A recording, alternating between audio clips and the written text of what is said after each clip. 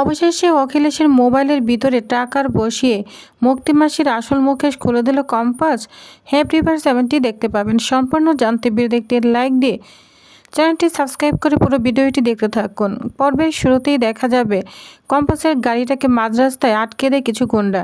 তারা মনে করেছিল গাড়ির মধ্যেই রয়েছে কম্পাসের মা। গুন্ডারা গাড়ির দরজা খুলতেই হতভম্ব হয়ে যায়, কারণ ভেতরেই রয়েছে স্বয়ং কম্পাস। কম্পাস হাসতে হাসতে গুন্ডাদের বলে, কিরে তোরা কি ভেবেছিলি আমার মাকে তোরা তুলে নিয়ে যাবে? আরে আমার মা তো ফর্মুলার বিষয় কিছুই জানে না। তোরা যদি কাউকে নিতে চাস তবে আমাকে নিয়ে যা, কারণ এই ফর্মুলাটা আমার কাছেই আছে। এরপর কম্পাস আরও ধীরকণ্ঠে বলে, তোদেরকে কে পাঠিয়েছে? সব সত্যি খুলে বল, না হলে তোরা এখান থেকে এক পা এগোতে পারবি না। গুন্ডারা কিছু বলতে না চাইলে কম্পাস তাদের সঙ্গে সাহসের ভাবে কথা বলতে থাকে। আমি আমার মাকে অনেক দূরে পাঠিয়ে দিয়েছি, তোরা চাইলে খুঁজে দেখ, কিন্তু কোনোদিন আমার মাকে খুঁজে পাবি না। তোদের সব প্ল্যান আমি আগেই বুঝে গিয়েছি। কম্পাসের এই সাহস আর বুদ্ধিমত্তায় গুন্ডারা একদম হকচকিয়ে হয়ে যায়। এদিকে অন্য দৃশ্যে দেখা যায় বিহান খুব চিন্তিত হয়ে তার মাকে বলছে, মা, ব্যাপারটা কিন্তু এখন একটু বেশি বাড়াবাড়ি হয়ে যাচ্ছে না? আমি কম্পাসকে অনেকবার বলেছি পুলিশের কাছে অভিযোগ করতে, কিন্তু সে কিছুতেই শুনছে না। বলে সে একাই সব কিছু সামলাবে, একাই লড়াই করবে। এটা কি সম্ভব?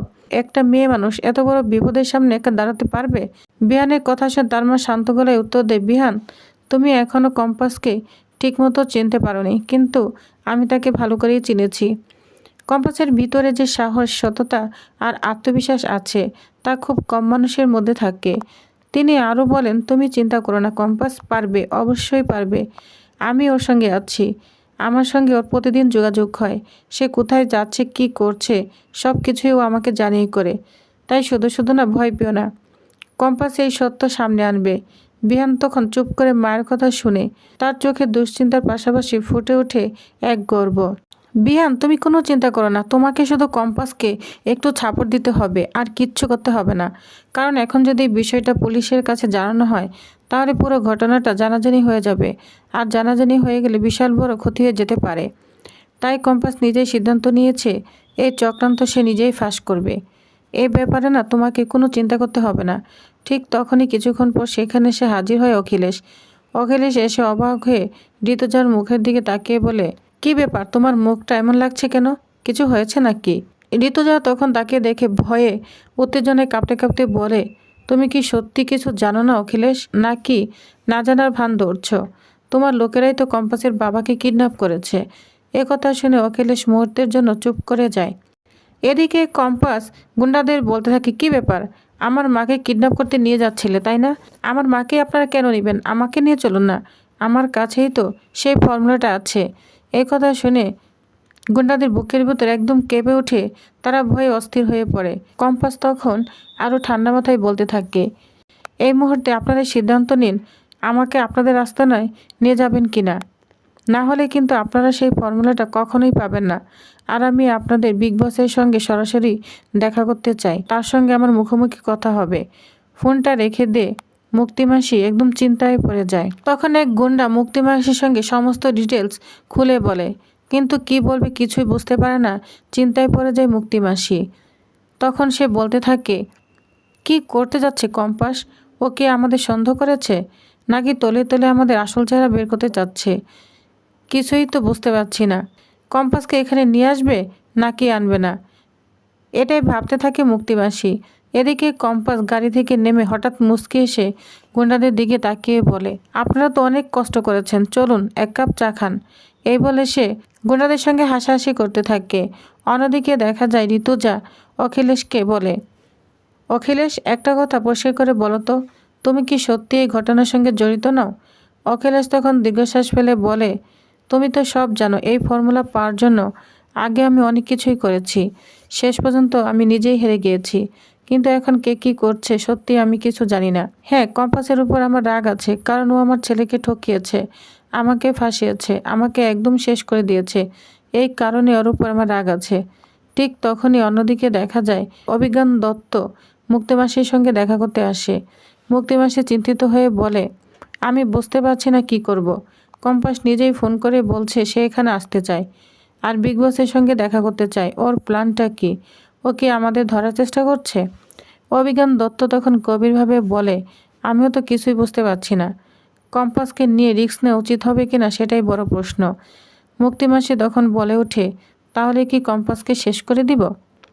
অভিজ্ঞান দত্ত সঙ্গে সঙ্গে বাধা দেয়, বলছে না, এখনই কিছু করা যাবে না, আমাদের ওই ফর্মুলাটা দরকার। আজ রাতের মধ্যেই বিগ বস এখানে আসবে। আমরা কিন্তু অনেক টাকা ঢেলেছি। এরপর মুক্তিমাসি তার লোকদের বলে দেয়, কম্পাসকে কোনোভাবেই এখানে আনবে না, এখনই সেখান থেকে চলে যাও। মুক্তিমাসির কথা অনুযায়ী গুন্ডারা সেখান থেকে চলে যেতে থাকে। কম্পাস তখন অবাক হয়ে বলে, এই যে আপনারা কোথায় যাচ্ছেন, আমাকে নিয়ে যাবেন না? আমাকে না নিয়ে গেলে ফর্মুলাটা পাবেন কি করে? এই কথা বলে কম্পাস আবারও মুচকি হেসে ওঠে। আসলে সবটাই ছিল কম্পাসের প্ল্যান।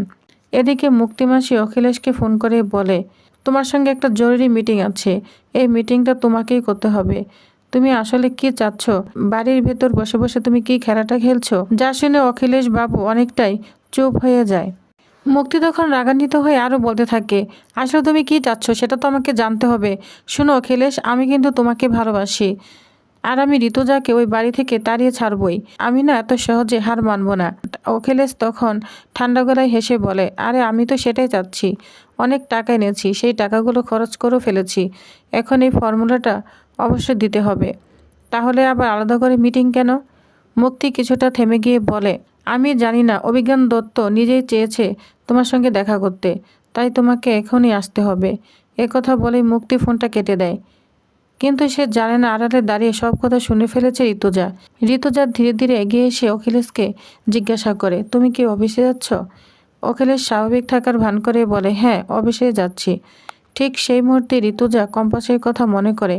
সে চুপি চুপি অখিলেশের ফোনে কভারের ভিতরে একটা ট্র্যাকার লাগিয়ে দেয়। এরপর ধীরে কণ্ঠে ঋতুজা বলে, শোনো, আমি তোমাকে অনেক সুযোগ দিয়েছি, কিন্তু তুমি যদি কোনো অন্যায় কাজে জড়িয়ে পড়ো তাহলে আমরা তোমাকে কোনোদিন ক্ষমা করব না। অখিলেশ কিছু না বলে বেরিয়ে যায়। অন্যদিকে ঋতুজা সঙ্গে সঙ্গে কম্পাসকে ফোন করে সমস্ত কিছুই জানিয়ে দেয়।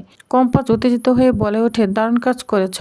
এখন থেকে আমরা দেখতে পাবো অখিলেশ কোথায় আছে। এবার সত্যিটা অবশ্যই সামনে আসবে। কম্পাসের চোখে তখন একটাই লক্ষ্য, অখিলেশ চৌধুরীর আসল মুখোশ খুলে ফেলা। সে বলে, এবার পর্দাফাঁসের পালা। আমি নিজে গিয়ে দেখব সে কোথায় যাচ্ছে, কার সঙ্গে দেখা করছে। আজই আসল সত্য বের হবে। অন্যদিকে দেখা যায় মুনা রান্নাঘরে তার দাদুর জন্য নিজ হাতে রান্না করছে। হঠাৎ মুনার মা এসে বলে, এই তুই কি করছিস? তুই আবার রান্না করতে পারবি নাকি? মুনা তখন বলে, দাদুর জন্য রান্না আমাকে করতেই হবে।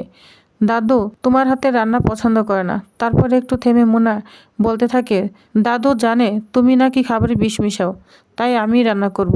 এই কথা শুনে মুনার মা একদম অবাক হয়ে যায়। ঠিক সেই সময় কলিং বেল বেজে ওঠে। তখন দেখা যায় দরজার সামনে দাদু এসে দাঁড়িয়েছে। মুনার চোখে আনন্দ আর মায়ের চোখে আতঙ্ক। অন্যদিকে দেখা যায় অখিলেশের গোপন মিটিংয়ের রহস্য। অন্যদিকে বাড়ির ভিতরে জমে উঠেছে নতুন ষড়যন্ত্র। মুনা তো তার দাদুকে দেখে অনেক খুশি হয়ে যায়। এদিকে চলছে অখিলেশের গোপন মিটিংয়ের রহস্য, অন্যদিকে বাড়িতে জমে উঠেছে নতুন ষড়যন্ত্র। সব মিলে পরিস্থিতি আরও জটিল হয়ে উঠেছে। তো টিউবার্স, আজকের আপডেট এই পর্যন্তই। আগামী পর্বে জানা যাবে অখিলেশ আসলে কোথায় যাচ্ছে। কম্পাস কি সত্যটা বের করতে পারবে? মোনার দাদুর খাবারের মধ্যে আরও কি কোনো বিপদ লুকিয়ে আছে? সব জানতে হলে ভিডিওতে একটা লাইক দিন, চ্যানেলটিকে সাবস্ক্রাইব করে আমাদের সঙ্গেই থাকুন। নেক্সট আপডেটটি খুব শীঘ্রই আসছে।